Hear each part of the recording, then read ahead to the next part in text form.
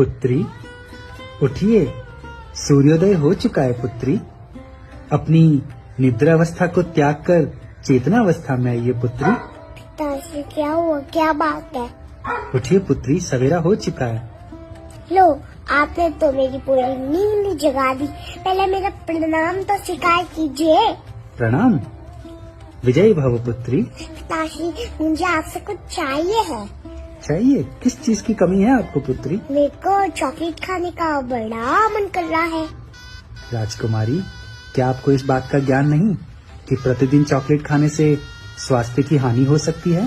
पिताश्री एक चॉकलेट की तो बात है, खिला दीजिए ना। नहीं पुत्री, आपके दांत में कीड़े लग सकते हैं। पिताश्री कीड़े चौड़ लगते ना, एक चॉकलेट खिला दो ना। नहीं, ठीक है। अगर आप जल्दी जल्दी उठ के तैयार हो जाओगे तो अवश्य ही मैं आपको एक छोटी सी चॉकलेट दिला दूंगा।